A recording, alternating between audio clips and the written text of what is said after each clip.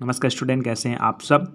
आज के जो टॉपिक है वो है अल्कोहल की संरचना, है ना। और हमारा जो चैप्टर चल रही वो है अल्कोहल, फिनॉल तथा ईथर।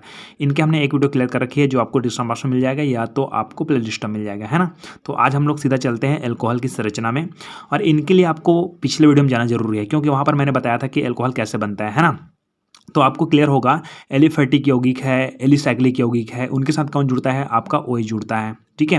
हाइड्रोकार्बन के साथ जी OH जुड़ता है, तभी क्या बनता है, अल्कोहल बनता है, ठीक है। और एरोमेटिक के साथ जुड़ता है तो क्या बनता है, फिनॉल बनता है, ये भी बताया था मैंने, ठीक है।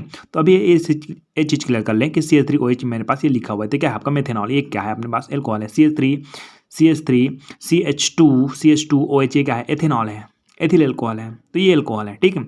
अब हमको देखना क्या है, इनकी संरचना, वास्तव में ऐसा कैसा होता है, ठीक है। तो सीधा पॉइंट में चलते हैं। आपको क्लियर करना है कि यहाँ पर जो कार्बन है उसमें कौन सा बॉन्ड होता है, ये ऑक्सीजन में कौन सा बॉन्ड होता है, मतलब इसमें कौन सा संकरण होता है, ये सब देखना है अपने को, ठीक है। तो शुरुआत करें, देखो। अब देखिए कि अल्कोहल में क्रियात्मक समूह, अल्कोहल में OH क्रियात्मक समूह होते हैं, है ना।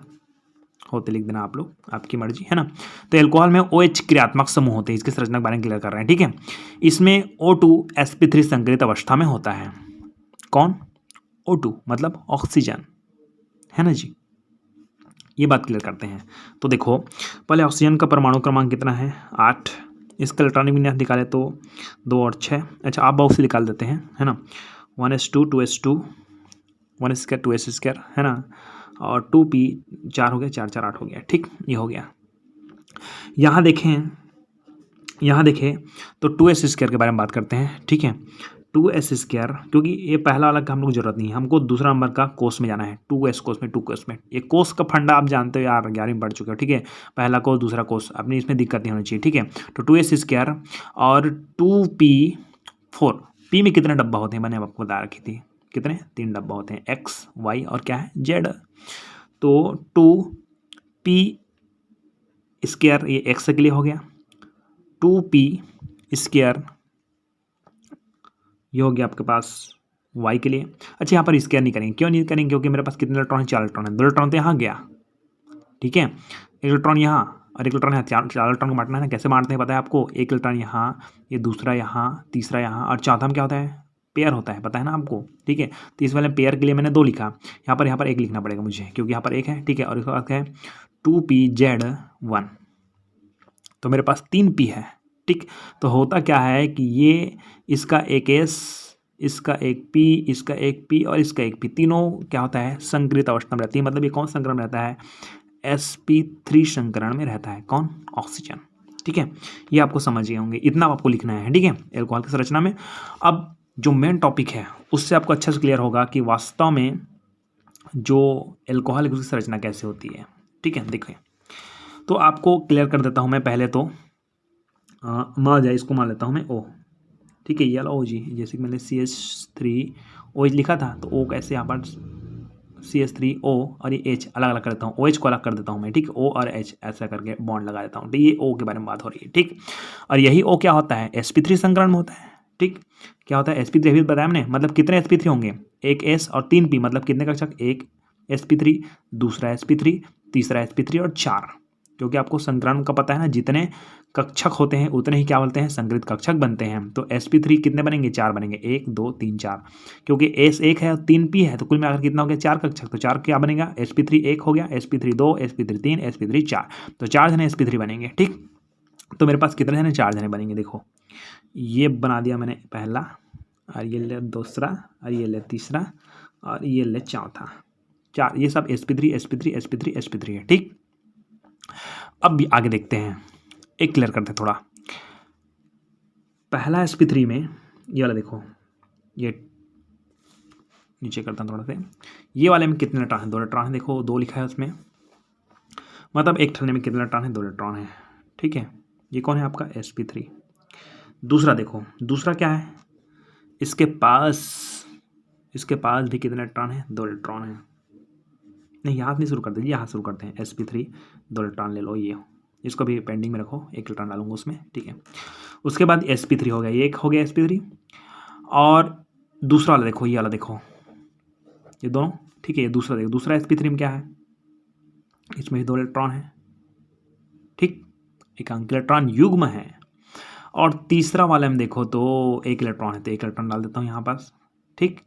और चौथे में भी कितना इलेक्ट्रॉन है, इलेक्ट्रॉन, यहाँ 1 इलेक्ट्रॉन यहाँ डाल देता हूँ मैं, ये लो। अब यहीं पर आपको समझना है कि एक्सट्रीम होता क्या है ना, आगे मैं क्लियर करूँगा। तो यहाँ पर 2 इलेक्ट्रॉन, यहाँ पर 2 इलेक्ट्रॉन, यहाँ पर 1 इलेक्ट्रॉन, यहाँ 1 इलेक्ट्रॉन, क्यों? क्योंकि यहाँ पर 2 इलेक्ट्रॉन, यहाँ पर 2 इलेक्ट्रॉन, हो गया, हो गया ना। और यहाँ पर कितने इलेक्ट्रॉन, 1 इलेक्ट्रॉन, यहाँ पर कितने इलेक्ट्रॉन, 1 इलेक्ट्रॉन, इसलिए 1 लिख दिया, ठीक। ओके, अब देखो ये डिटेल आपको करना ही है ना। ऑक्सीजन के संयोजी कोष में, ये जो ऑक्सीजन है कहाँ जी, ये ऑक्सीजन, ठीक है। ऑक्सीजन के संयोजी कोष में समान ऊर्जा वाले 4 sp3 संग्रहित कक्षक होते हैं। ये जो ऑक्सीजन है उसके संयोजी कोष में संयोजी इलेक्ट्रॉन है ना, तो वहाँ पर संयोजी कोष होंगे। तो संयोजी कोष में इसका जो संयोजी कोष है, सबसे बाह्यतम कोष कौन सा कोष बोलते हैं, संयोजी कोष, ठीक। बाह्यतम कोष कौन सा है इसका, दूसरा नंबर कोष। पहला नंबर कोष को आंतरिक कोष हो गया, दूसरा नंबर को बाह्यतम कोष, मतलब संयोजी कोष कौन सा है, दूसरा नंबर कोष को बोलेंगे संयोजी कोष। तो ऑक्सीजन के संयोजी कोष में समान ऊर्जा वाले जो 1 sp3, 2 sp3, 3 से 4 sp3 बताया था मैंने, ये 4 sp3 क्या है, समान ऊर्जा वाले 4 sp3 संग्रहित कक्षक होते हैं। ये लो 4 जने लिख दिया। इनमें से 2 sp3 संग्रहित कक्षकों में एक इलेक्ट्रॉन, ये संगीत कक्षा में कितने इलेक्ट्रॉन, 1 इलेक्ट्रॉन, ये संगीत कक्षा में कितने इलेक्ट्रॉन, 1 इलेक्ट्रॉन। यही बताया जा रहा है कि इनमें से दो sp3 संगीत कक्षकों में एक इलेक्ट्रॉन तथा शेष 2 कक्षकों में एक एकांकी इलेक्ट्रॉन युग्म होते हैं। देखो इसमें एक इलेक्ट्रॉन बोला जा रहा है, इसमें एकांकी, यहाँ देखो इसको एकांकी इलेक्ट्रॉन युग्म बोलते हैं। क्या बोलते हैं, एकांकी इलेक्ट्रॉन युग्म जो इसके साथ यहाँ पर दिख रहा है ना, ये युग्म में है, तो इसको बोलते हैं एकांकी इलेक्ट्रॉन या लोन पेयर जी, ठीक बात, इसको बोलते हैं लोन पेयर, ठीक। इसको हम लोग नहीं बोलेंगे, इसको बोलेंगे 1 इलेक्ट्रॉन बोलेंगे, इसको एकांकी इलेक्ट्रॉन बोलेंगे, इसको 1 इलेक्ट्रॉन बोलेंगे। फर्क है दोनों में, एकांकी इलेक्ट्रॉन युग्म बोलते हैं वो अलग है, 1 इलेक्ट्रॉन बोलते हैं वो अलग है। तो ये बोला जाए कि इनमें से 2 sp3 संगीत कक्षकों में, एक और ये 2 sp3 संगीत कक्षकों में एक इलेक्ट्रॉन, दोनों में एक इलेक्ट्रॉन, तथा शेष 2 कक्षकों में है ना एक एकांकी इलेक्ट्रॉन युग्म रहते हैं। एक क्या है, एकांकी इलेक्ट्रॉन युग्म होते हैं, ठीक। अब देखिए ध्यान से ना यहाँ से आगे कि ये पॉइंट सबसे ज़्यादा क्लियर करना है आप लोग, ठीक है, कि एकल रूप से भरे कक्षकों में, ये दोनों जने एकल रूप से भरे हैं, ठीक है, एक इलेक्ट्रॉन है ना, तो इसको बोलते हैं एकल रूप से भरे कक्षक। तो एकल रूप से भरे कक्षकों में से एक कक्षक, इनमें दोनों में से एक कक्षक हाइड्रोजन परमाणु के, कौन से परमाणु के, हाइड्रोजन परमाणु, हाइड्रोजन परमाणु का कितना होता है, 1, और इसका होता है इलेक्ट्रॉनिक मास 1s², सॉरी 1s1, स्क्वायर कहाँ से आ गया, 1 इलेक्ट्रॉन है तो 1s1, ठीक है। तो एकल रूप से भरे कक्षकों में से एक कक्षक, ये दोनों एकल रूप से भरे कक्षक हैं, इन दोनों में से केवल एक कक्षक H परमाणु के, मतलब हाइड्रोजन परमाणु के 1s कक्षक से, इसके पास कितना कक्षक है, 1s कक्षक है, 1s कक्षक से अत्यापन करके एक OH बंध बनाता है। तो ये लो यहाँ पर ये जुड़ता है एक कौन, हाइड्रोजन। तो उसका इसका एक इलेक्ट्रॉन यहाँ था, तो हाइड्रोजन का इलेक्ट्रॉन यहाँ जाएगा, ठीक है। तो यहाँ पर 2 इलेक्ट्रॉन आ गया ना यहाँ पर, ठीक, तो हाइड्रोजन हो गया, ठीक है। तो एकल रूप से भरे कक्षकों में से एक कक्षक H परमाणु के, हाइड्रोजन परमाणु के 1s कक्षक से अत्यापन करके एक OH बंध बनाता है, जबकि दूसरा कक्षक, जबकि ये बचा है ना दूसरा कक्षक एल्किल समूह मतलब यहाँ पर CH3 हो जाएगा ना, या CH3 CH2, मतलब सीधी बात किससे प्रदर्शित करते हैं, R से, है ना। तो यहाँ पर लिख देता हूँ मैं R। जबकि दूसरा कक्षक एल्किल समूह R के sp3 संग्रहित कक्षक के साथ अत्यापन करके, है ना।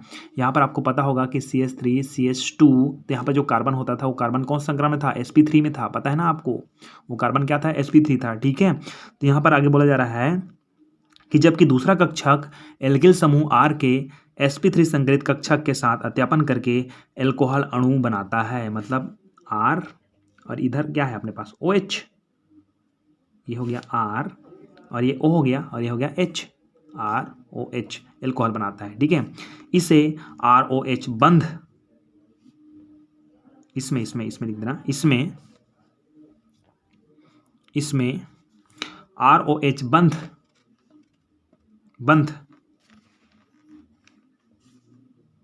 कोण 109.28 होना चाहिए था, आपको बताएं। यहाँ से ये R, ये हो गया O, और ये हो गया H, ROH, यहाँ पर R है, यहाँ पर O है, यहाँ पर H है। यहाँ पर इसमें ROH बंध कोण 109.28 होना चाहिए था, लेकिन हमने बदल दिया भैया। कितना बदल दिया? 109 था, 108.9 अंश करना है। क्यों करना है? क्योंकि यहाँ मेरे पास इस जगह क्या है, लोन पेयर 2 जने दिख रहे हो यहाँ पर। ये दोनों जने क्या करता है, प्रतिकर्षित करता है। ये दोनों जने क्या करता है, आपस में प्रतिकर्षित करता है, और ये भी आपस में क्या करता है, प्रतिकर्षित। तो ये थोड़ा सा बढ़ जाता है, ये जो कोण है थोड़ा छोटा हो जाता है। तो इसमें क्या होता है, इसमें ROH बंध कोण 109.28 होना चाहिए, लेकिन एकांकी इलेक्ट्रॉन युग्म के कारण 108.9 रह जाता है। ये हो गया कंप्लीट आपका एल्कोहल की संरचना। चलिए लगे हाथ हम लोग देख लेते हैं एल्कोहल के समवायता। ठीक है, वैसे ज़्यादा इंपॉर्टेंट नहीं है, नॉर्मल टॉपिक है। एल्कोहल में समवायता है ना, समवायता क्या बताया था आपको। ठीक है, जिसमें अणुसूत्र समान लेकिन संरचना सूत्र क्या होता है, भिन्न भिन्न होता है। ठीक है, तो पहले चलते हैं श्रृंखला समवायता में। ठीक है, श्रृंखला समवायता है ना, तो इसमें एल्किल समूह की संरचना में अंतर होता है।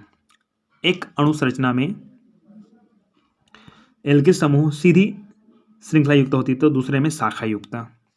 अब इसमें इसका क्या फंडा भी है, इसको देखने से कुछ समझ नहीं आता है। ठीक है, आगे समझ आएगा। क्या बोला यार, उसको समझना। इसमें एल्किल समूह मेरे पास क्या है, CH3 CH2 ये क्या है आपका एल्किल समूह है, ये है ना। अगर ऐसे लिखता हूँ मैं CH3, यहाँ पर ऊपर में एक C लिखता हूँ, यहाँ पर लिखता हूँ, यहाँ पर C लिखता हूँ, फिर CH2 लिखता हूँ, ऐसे लिखता हूँ मैं, यहाँ पर CH3 ऊपर में CH2 ऐसे लिखता हूँ। तो ये भी तो एल्किल समूह है ना। तो दोनों में क्या अंतर है, देखो एक वाला में यहाँ पर ये नहीं था, दोनों जने नहीं था, सीधा था, एक बार यहाँ ऊपर और नीचे लग गया है। ठीक है, तो इसमें जो एल्किल समूह है, जो एल्किल समूह है उसके संरचना में अंतर होता है। देखो आगे देखिए, एक अणु की संरचना में एल्किल समूह सीधी श्रृंखला में होती है। चलो एक को देखते हैं, CH3 CH2 एक और जोड़ दे क्या, CH2OH। चलो ये लिख दिया मैंने। इसकी संरचना आप बना सकते हो ना, ऐसे बनाओगे, एक हाइड्रोजन ऊपर एक हाइड्रोजन नीचे, एक हाइड्रोजन ऊपर एक हाइड्रोजन नीचे, एक हाइड्रोजन ऊपर एक हाइड्रोजन नीचे, OH ऐसा बनेगा। ठीक है, तो एक अणु श्रृंखला में, ये जो एक अणु श्रृंखला में एल्किल समूह सीधी श्रृंखला में होती है, ये लो। दूसरे श्रृंखला में शाखा युक्त होती है।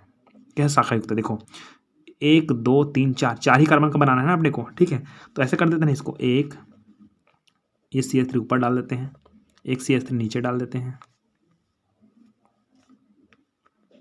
एक CH3 यहाँ डाल देते हैं, 1 2 3 4 कार्बन हो गया, ये बन गया। अब एक और बना सकता हूँ मैं, CH3 और CH3H CH2OH, ये भी तो बन सकता है क्या। कितने कार्बन, 1 2 3 4 कार्बन, इसमें 4 कार्बन, इसमें 4 कार्बन। तो इसका अणुसूत्र क्या है, समान है। सबके अणुसूत्र क्या है, समान, लेकिन संरचना क्या है, भिन्न भिन्न है। देखो अणुसूत्र मतलब कितने कार्बन है, 1 2 3 4 कार्बन है।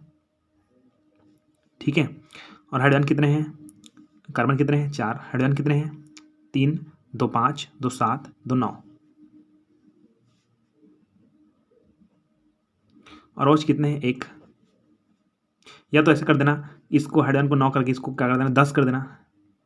ऐसे लिख सकते हो, C4H10O ऐसे लिख सकते हो, है ना। इसमें भी देखो 1 2 3 4 कार्बन है, 3 3 6 2 8 1 9 हाइड्रोजन है। इसमें देखो 3 3 3 3 6 3 3 9 हाइड्रोजन है। ठीक है, 3 2 5 2 7 2 9 1 10। अच्छा इधर इसका 10 हो जाएगा ना, कन्फ्यूजन हो गया था मैं। ठीक है, तो 3 2 5 2 7 2 9 9 एक क्या हो गया, 10 हो गया। इधर भी देखें तो 3 3 6 2 8 1 9 एक क्या हो गया, 10 हो गया। ठीक है, 3 3 6 3 3 9 एक हो गया 10। ठीक, तो ये हो गया अपने पास क्लियर। ठीक है ना, ये हो गया अपने पास C4 4 कार्बन है। ठीक है, तो ये हो गया श्रृंखला, जिसमें ये देखो ये एक दूसरे क्या है, समअवयवी है। ठीक है, अधिकतर इसका यूज़ नहीं करते हैं, ये वाला ज़्यादा यूज़ करते हैं। ठीक है, ओके, ये हो गया श्रृंखला। अब आता है स्थान। अब स्थान में क्या होता है, देखो तो स्थान में क्या होता है, इसमें एल्कोहलिक समूह के स्थान में अंतर होता है। एल्कोहलिक समूह के स्थान में अंतर होता है। ठीक है, कैसे देखो, ये C एक हाइड्रोजन ऊपर एक हाइड्रोजन ऊपर एक हाइड्रोजन नीचे कर दो, एक हाइड्रोजन नीचे कर दो, एक यहाँ कर दो, यहाँ पर डाल देते हैं हम लोग। अच्छा 3 कार्बन का बनाना है क्या, 3 कार्बन बनाते हैं, तो H3C ये हो गया, ये हो गया आपके पास OH। Methane ethane propyl, methane ethane propane propyl ये प्रोपिल है, प्रोपिल एल्कोहल है ये। है ना। अब यहीं पर देखो OH है वो यहाँ पर से पहला कार्बन में है। चलो एक चीज़ और क्लियर करते हैं थोड़ा सा, है ना। इस चीज़ को देखो CH3, इसको H3 से लिखा हूँ, ये सही है ना, CH3 गलत है, ठीक है ना। तो आप सही लिख लेना, है ना। CH3 CH3 H CH3, sorry यहाँ पर OH लिख देते हैं, OH को भूल जाते हैं थोड़ी। यहाँ पर देखो एक कार्बन, दो कार्बन, तीन कार्बन, यहाँ पर देखो एक कार्बन, दो कार्बन, तीन कार्बन है इसमें भी। हाइड्रोजन की बात करें तो 1 2 3 4 5 6 7 और एक 8, इसमें देखिए 3 1 4 5 6 7 8, इसमें हाइड्रोजन। मतलब इसका अणुसूत्र क्या है, समान है, लेकिन संरचना सूत्र क्या है, भिन्न भिन्न। देखो इसमें OH पहला नंबर कार्बन जुड़ा हुआ है, इसमें OH है वो पहला दूसरा, ठीक है, तो दूसरा नंबर कार्बन जुड़ा हुआ है, ये हो गया। तो इसमें क्या होता है, एल्कोहलिक समूह के स्थान में अंतर होता है। इसके स्थान पहला नंबर कार्बन था, इसके स्थान अभी दूसरा नंबर कार्बन, ये स्थान समझौता कहलाता है, ठीक। आगे आता है क्रियात्मक समझौता। क्रियात्मक समझौता क्या है ना। देखो तो इसमें अणुसूत्र समान लेकिन क्रियात्मक समूह भिन्न भिन्न होते हैं। चलिए इसमें सब में अणुसूत्र समान ही होता है, ठीक है। एक चीज़ देखिए थोड़ा से, ये कुछ अजीब टाइप सा है क्रियात्मक समझौता, है ना। उसमें तो दोनों में समझ आ गई, इसमें क्लियर करते हैं थोड़ा सा ना। देखो मैं एक सूत्र देता हूँ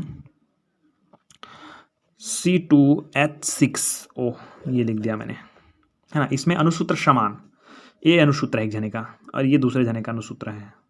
चलो दोनों अणुसूत्र क्या है, ये कैसा हुआ होगा, C2H5 होगा, H5 और यहाँ पर क्या होता है OH होता है, तो H को यहाँ पर ला देते हैं, मैंने शुरू में बताया था आपको, ठीक है, ये ला दिया। अब क्या होगा, इसको देखो C2H5OH, ये लो, ये हो गया आपका एल्कोहल।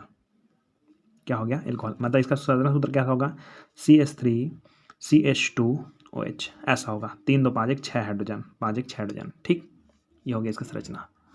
अब देखो दूसरा CH3OCH3, ये लो।